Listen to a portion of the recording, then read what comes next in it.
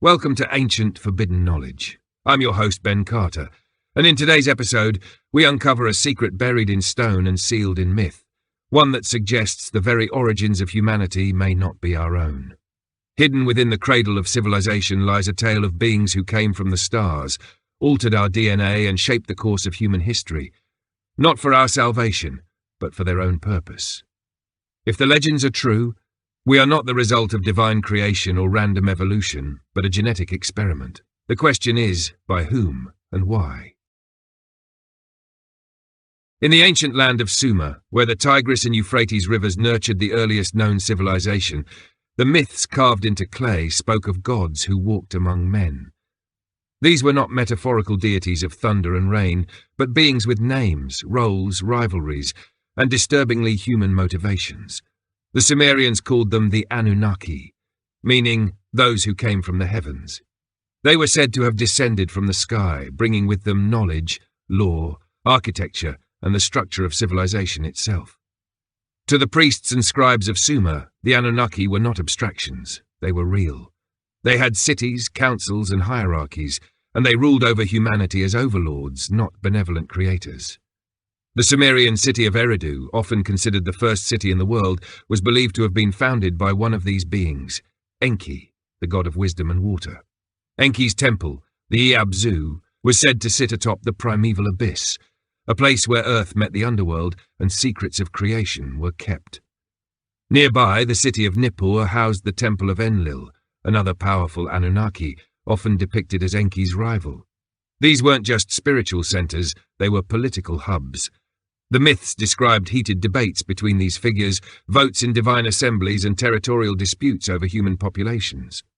If taken literally, the stories read less like religious parables and more like historical records of a dominant, non-human ruling class.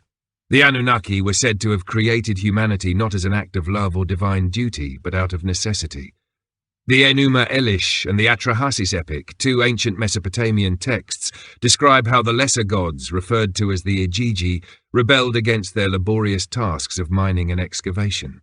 In response, the higher Anunnaki convened and decided to engineer a new race, one that would be strong, obedient, and capable of serving their needs.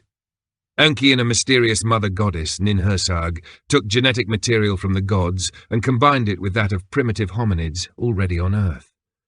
From this union came humankind, crafted not in divine image but in servitude. This origin story, preserved on thousands of clay tablets dating back over 4,000 years, paints a very different picture of human genesis than those found in modern religious texts. And unlike myths from later eras, the Sumerian accounts are startlingly detailed. They include descriptions of surgical procedures, substances used in creation, and even warnings about the limitations of early prototypes. Some of the first humans, it was said, were malformed, mute, or sterile, failed experiments before the perfected worker was achieved. These records were not hidden away in underground vaults. They were public texts read aloud during temple rituals and inscribed in libraries. The priests did not view this information as heretical. It was sacred history.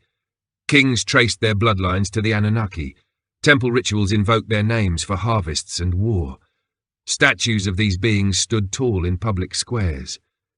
It was only later, after the fall of Sumer and the rise of newer powers, that these stories began to fade, absorbed and altered by the Akkadians, Babylonians, and eventually rewritten entirely by later cultures into more palatable myths of divine creators and fallen angels. But in those early days before the rewriting began, the truth was carved in cuneiform. It was not a story of human greatness born from nothing. It was a tale of design, dominance, and control. A record of a time when gods walked the earth, not in spirit, but in flesh, and shaped a species for their own ends. In 1849, British archaeologist Austen Henry Layard unearthed a vast library beneath the ruins of the ancient Assyrian city of Nineveh. Within the crumbling walls of King Ashurbanipal's palace, he discovered tens of thousands of clay tablets, many of which had not seen the light of day in over 2 millennia.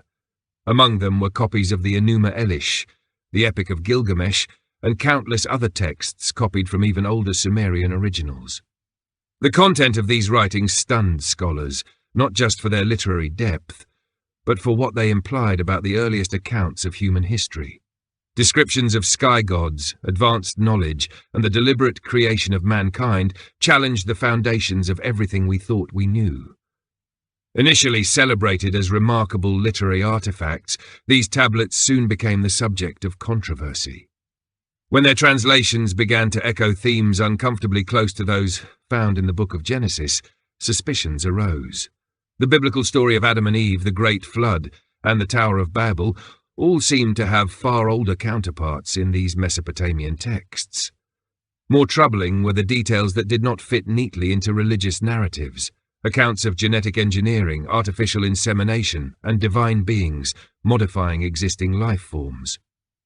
These ideas were not welcomed by mainstream academia or religious institutions. Rather than embrace the implications, they buried them under the label of mythology, ignoring the specificity, coherence, and technicality of the accounts. Some of the most controversial translations came from Zechariah Sitchin, a scholar fluent in ancient Semitic languages, who took the bold step of interpreting the Sumerian term Anunnaki, not just as gods, but as literal extraterrestrial visitors. Sitchin argued that the term heaven in these texts referred not to a spiritual realm, but to the sky, and the sky was the domain of spacefaring beings. He claimed that the planet Nibiru, home to the Anunnaki, had an elliptical orbit that brought it near Earth every 30,600 years. While many academics rejected his theories as pseudoscience, they were unable to explain why so many Sumerian records included detailed star maps, planetary alignments, and references to celestial cycles not visible without telescopes. Sitchin's work, whether accurate or not, forced a deeper look at the tablets themselves. Why did the Sumerians describe the gods using language that resembled administrators and engineers more than deities? Why did they depict sky chariots and flying discs descending from the heavens? Why did they insist that humanity was a manufactured species, built in stages and altered over time? These were not allegories, they were presented as historical facts. In the decades following Layard's discovery, many of the tablets were quietly moved into museum basements and restricted archives. Some vanished entirely. Others were mistranslated or dismissed as too fragmentary to interpret. Only a fraction of the texts have been made publicly available, and fewer still have been analysed outside the constraints of conventional interpretation. The institutions that control these records, major universities, museums, and religious foundations, rarely encourage alternative readings. When independent researchers raise questions, they are met with silence, ridicule, or accusations of conspiracy. Yet the texts remain. The cuneiform does not lie. It tells a story of beings who arrived on Earth from the sky, manipulated life to serve their needs, and ruled with absolute authority. It suggests that our origins were not a miraculous event, but a calculated act. And for reasons that remain unclear, this knowledge, once carved in stone, has been deliberately obscured. The question is no longer whether the evidence exists, it is why so many have worked so hard to keep it buried. Among the thousands of translated and untranslated Sumerian and Akkadian tablets, a disturbing consistency emerges. The Anunnaki are not symbolic entities or poetic devices. They are described with precise roles and intentions, and their interactions with humanity follow a technological, not mythical, trajectory. Across multiple sites, Ur, Uruk, Lagash, Nippur, the same themes surface. Advanced knowledge of astronomy, mathematics, agriculture, metallurgy, and medicine, all appearing fully formed in human society with no developmental path.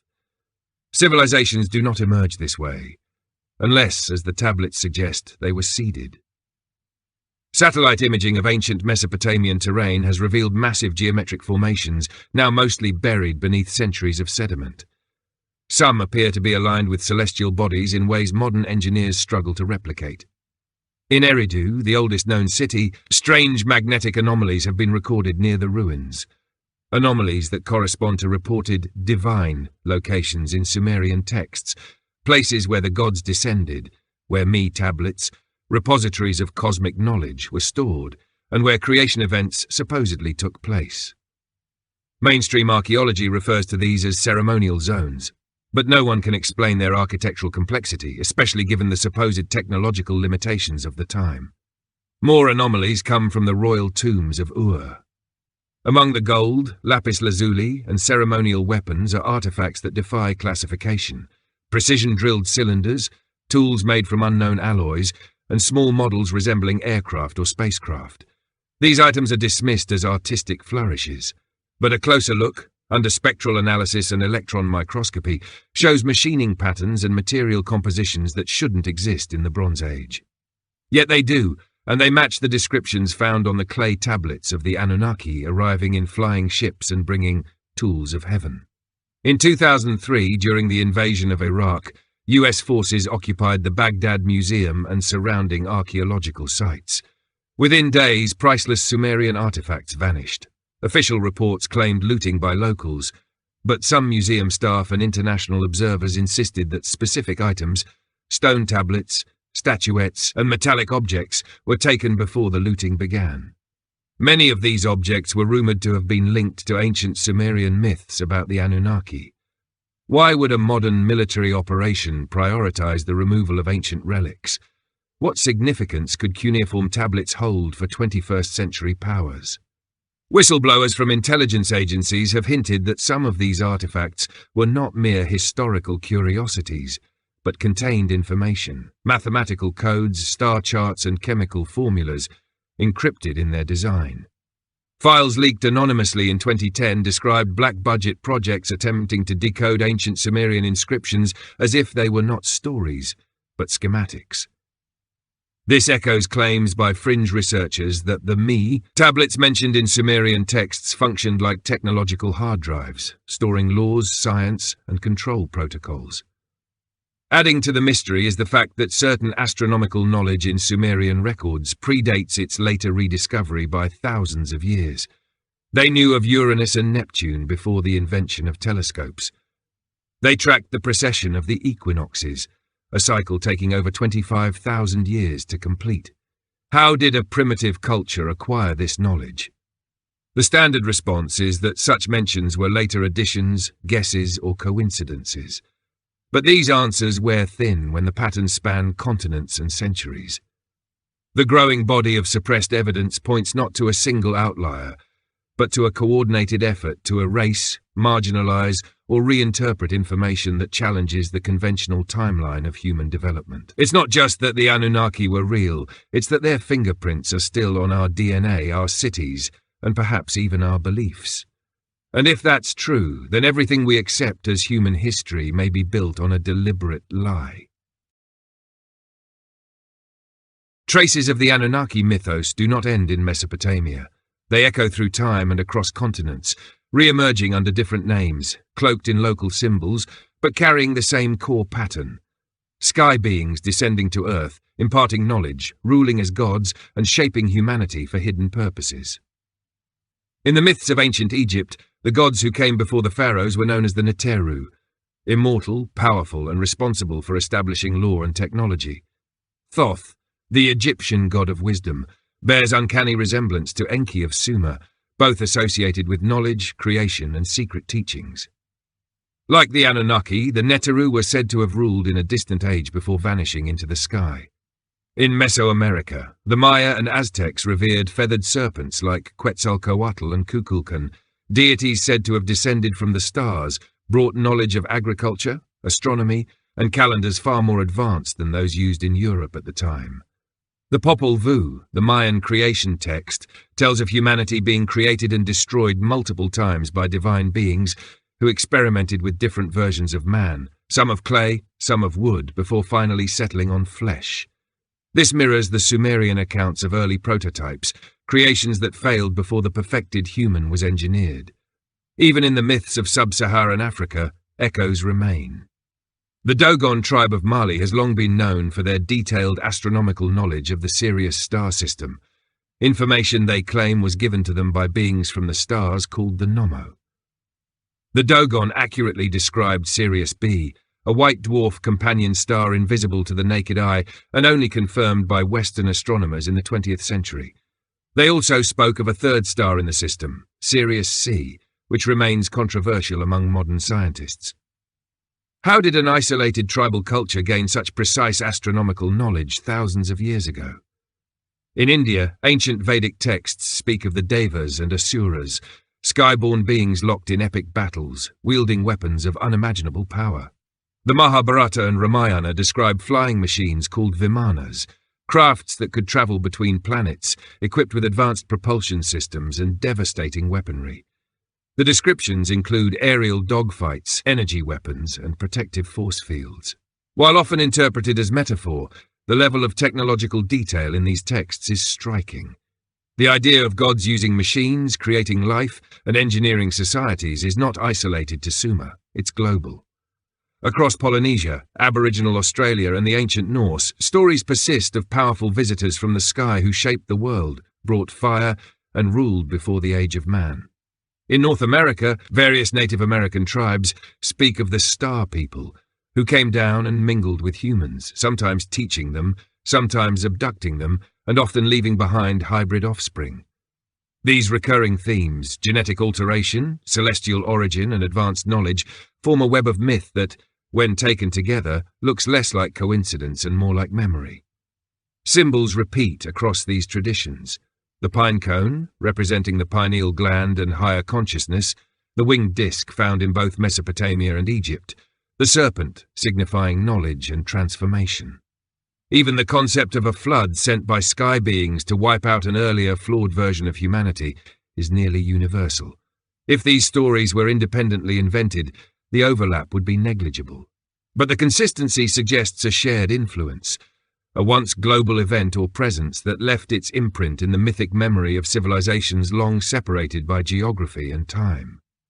When viewed through this lens, the Anunnaki cease to be local Mesopotamian gods. They become the face of a phenomenon that spanned the ancient world, a network of intervention, manipulation, and control hidden beneath the veil of culture. Whether they were extraterrestrials, interdimensional entities, or something else entirely, their mark is found not just in Sumer, but in the foundations of human civilization itself. Despite the recurring themes and striking similarities across ancient cultures, the academic world remains largely unmoved. For every anomalous artifact or mythological overlap, there is a chorus of institutional voices prepared to dismiss, downplay, or reinterpret the evidence within the narrow confines of accepted history. The Anunnaki, scholars argue, were symbolic, early attempts by the human mind to personify nature, to explain the unknown through anthropomorphic gods. Ancient texts describing celestial visitors and genetic creation are labelled as metaphor, despite their technical specificity. To suggest otherwise is to risk professional credibility, grant funding, and academic standing. Universities, museums, and historical institutions rely heavily on rigid frameworks, timelines, evolutionary models, and cultural development theories, many of which were constructed during colonial and Eurocentric eras of exploration. These models leave little room for alternative interpretations. Texts like the Enuma Elish are taught as mythic allegory, not ancient record.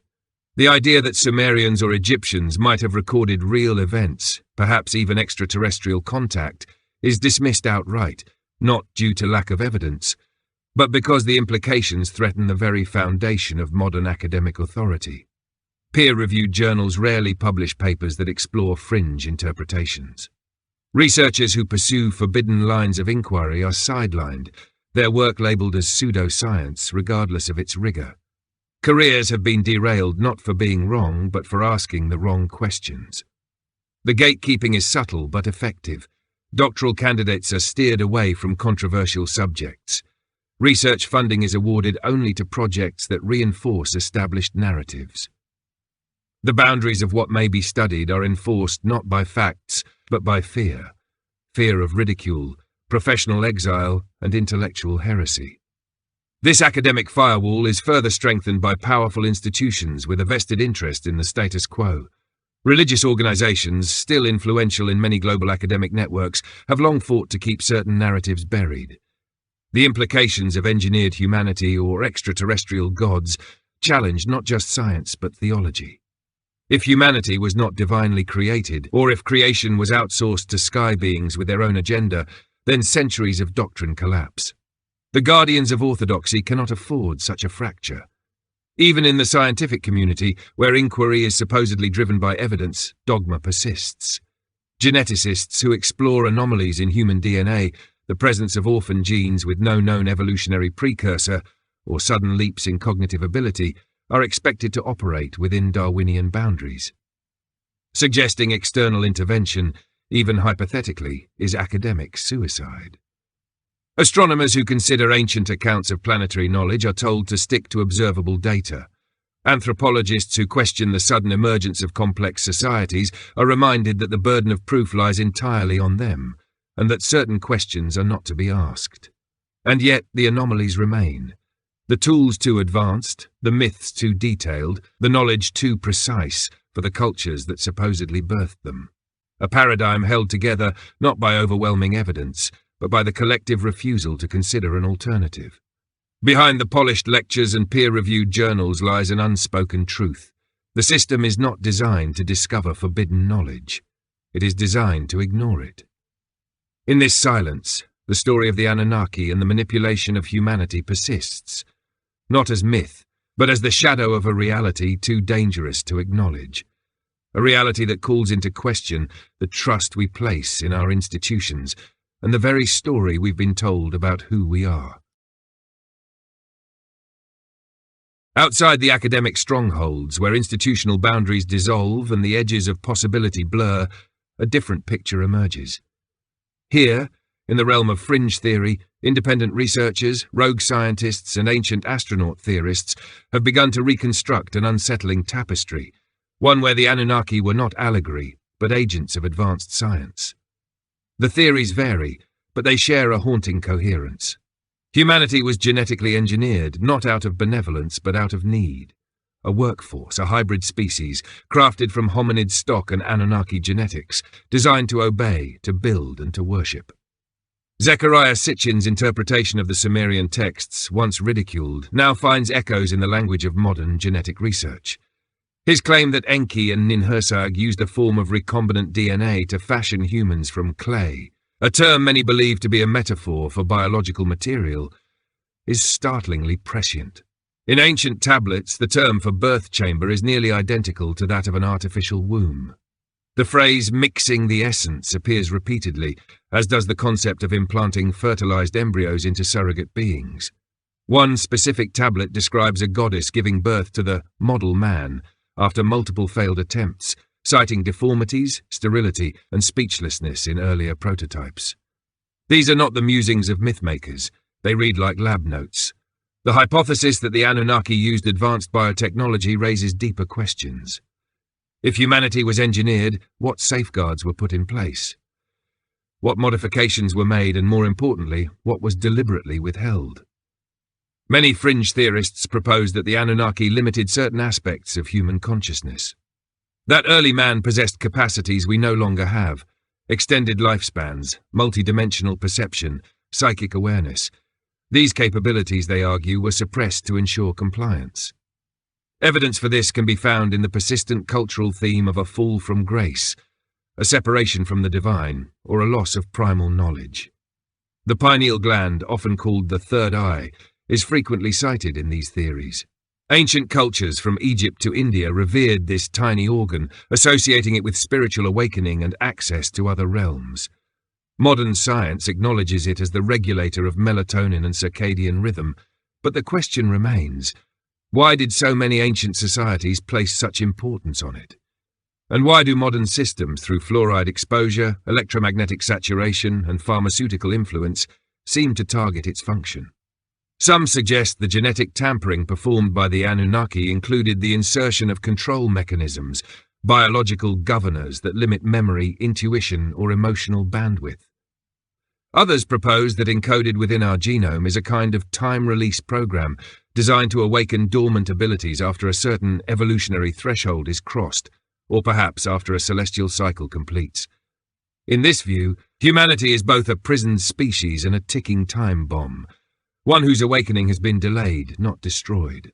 Beyond genetics, other theorists examine the energetic manipulation of humanity.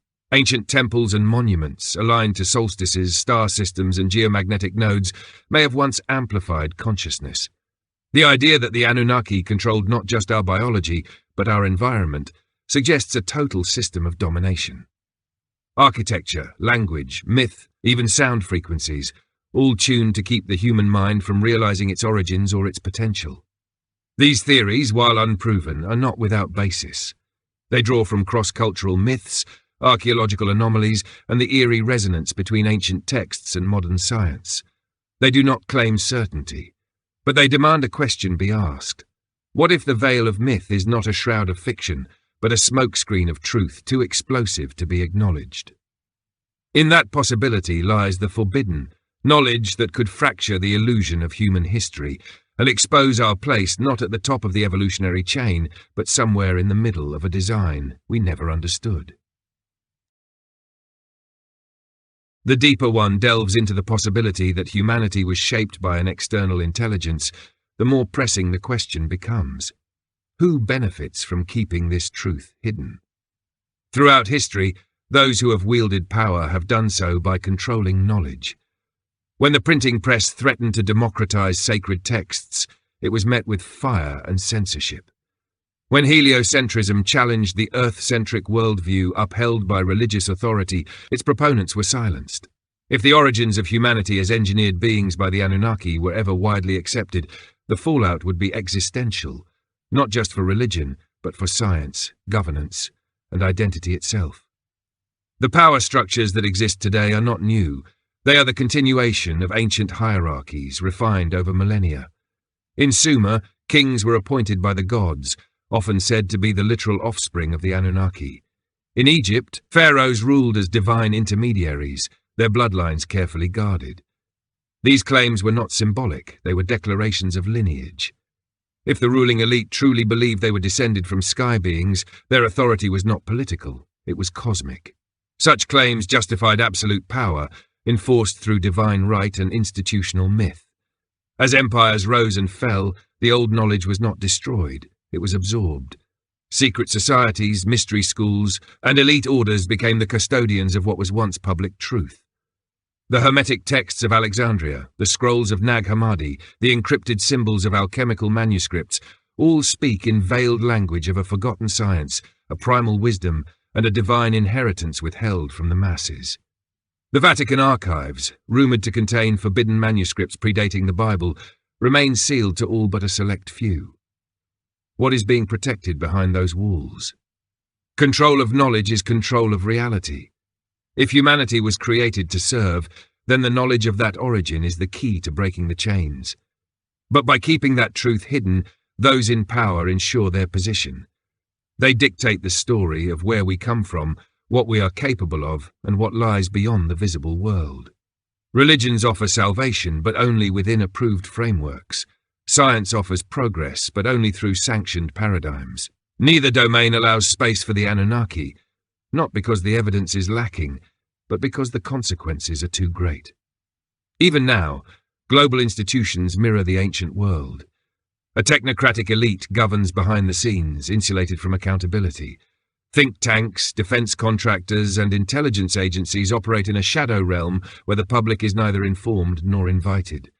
In 2017, a wave of Pentagon-linked documents confirmed that government agencies had investigated unidentified aerial phenomena with a seriousness previously denied.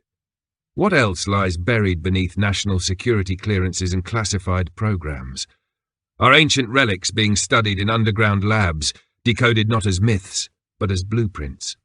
There are whispers that modern genetic engineering has already begun to reverse engineer elements of the human genome suspected to be of non-terrestrial origin. If true, the implications are staggering, not just in revealing who we were, but in reshaping who we might become. But such research would never be public. It would be reserved for the few, the initiated, those who believe themselves the inheritors of ancient knowledge passed down from the original architects. Ultimately, the suppression of the Anunnaki narrative is not about preserving truth. It is about preserving control. If humanity were to collectively awaken to the reality that we were not born free, that our minds, bodies, and history have been sculpted by forces beyond our understanding, the illusion would shatter. And in that collapse, the modern pantheon, governments, corporations, religious institutions, would fall with it. What remains hidden is not just the past, It is the key to the future, guarded jealously by those who claim to protect us, but in truth serve only themselves. If humanity was, in fact, the result of genetic manipulation by a non-human intelligence, be it extraterrestrial, interdimensional, or something stranger, then the implications extend far beyond history. It calls into question everything we think we know about consciousness, free will, and the very definition of what it means to be human. Our myths, our religions, our sciences, all constructed atop an origin story that may be not only false, but intentionally engineered to keep us unaware of our true nature. If we were created to serve, then the illusion of freedom itself becomes the ultimate deception. Modern genetic research continues to uncover mysteries within our DNA. Among the most baffling are so-called orphan genes, segments with no known ancestry, no evolutionary precedent, and no analogues in the animal kingdom. These genes, found in humans and a few other species, appear suddenly in the genetic record, as if inserted fully formed.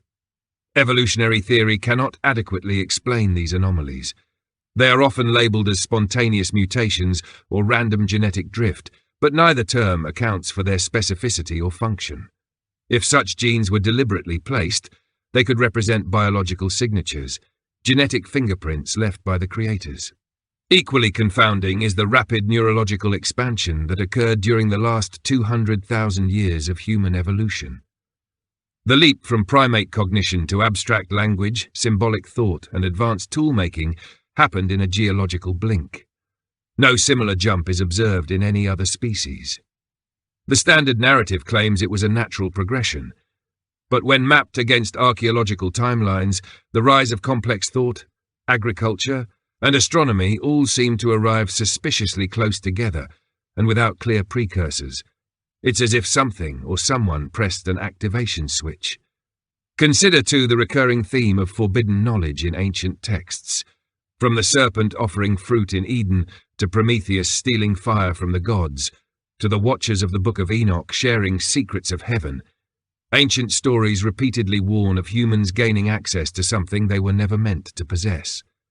In each case, punishment follows. Expulsion, flood, destruction. If these are metaphors, they are eerily consistent. If they are memories, they speak of a species under surveillance, granted limited autonomy, punished when boundaries were crossed, reset when control was lost. Many spiritual traditions speak of a higher self, a soul, a divine spark buried beneath the material form. But what if that spark was not a gift from a benevolent creator, but an anomaly, something unintended by our designers, something they tried to suppress? The pineal gland, the so-called seat of the soul, exists in every human, yet modern life is saturated with chemicals and frequencies that appear to target it directly. Coincidence or containment? If our consciousness was not meant to evolve, then every act of awareness, every moment of clarity, is an act of rebellion. Meditation, intuition, empathy, creativity, these may not be accidental traits but emergent ones, signals from within, urging us toward a forgotten wholeness. Perhaps the Anunnaki were not gods at all, but jailers. Perhaps our greatest strength, the capacity to question, to dream, to seek the truth, is precisely what they feared most. In this light, the scattered myths, the strange artifacts, and the silenced researchers are not just fragments of a mystery. They are trail markers. Clues left behind by those who either defied the architects or transcended the system. And if we follow them, if we begin to remember not just who we are but what was done to us, then the cage begins to crack. What lies beyond that fracture may not be comforting, but it may be real. For the first time in 100,000 years, we may be approaching the edge of the program and seeing for a moment the machine that built us. The story of the Anunnaki, etched into tablets long buried beneath the sands of Iraq, may be far more than a relic of myth. It may be the only surviving testament to a reality that was systematically erased. A reality in which humanity was not the chosen pinnacle of creation, but the unintended consequence of an ancient directive, engineered by beings whose motives remain obscured by time and deliberate obfuscation. If the earliest civilizations were not born from isolation and innovation, but from intervention, then our entire perception of history becomes a carefully maintained illusion. And yet, fragments remain, hidden in plain sight, encoded in ritual, architecture, language, and belief, are echoes of a truth we were never meant to access. The temples of Sumer, the ziggurats that rose like stairways to the heavens, were not mere places of worship. They were control centers, interfaces between the divine and the engineered. The bloodlines of kings, so obsessively preserved, were not about noble lineage, but genetic integrity, tracing ancestry back to the beings who first molded human flesh from dust and essence. The priesthoods, the secret orders, the oracles, all served not to enlighten, but to regulate contact with the past, to ensure that knowledge flowed only in sanctioned directions. Even the modern world bears the shape of this ancient design. Our calendars, our symbols, even our social structures follow patterns set in motion thousands of years ago. We build monuments that mirror the stars, cities that align with celestial events, unknowingly honoring a blueprint we no longer understand. The concept of divine right, of hierarchical control and blind obedience, is not a human invention. It is a residue, a behavioral algorithm encoded deep within the collective psyche, passed down through ritual, religion, and ideology. And all of it traces back to the moment our DNA was altered, when Homo sapiens became Homo servus. But the code is breaking. In this age of global communication, where secrets decay under the weight of digital scrutiny, the fragments are coalescing. The texts once hidden in museums are now translated and shared. Satellite imagery reveals what maps omitted. The symbols on ancient tablets are mirrored in the circuits of microchips, the spirals of galaxies, the branching of neurons. Patterns emerge, and in those patterns, a message, one not of fear but of awakening. Perhaps the Anunnaki are gone, or perhaps they never left. Maybe their influence persists not through presence, but through the systems they left behind, systems of belief, of governance, of limitation. But within that structure, the human spirit endures. Despite manipulation, suppression, and control, something irreducible remains, an echo of what we were before the tampering, a seed of what we could become after.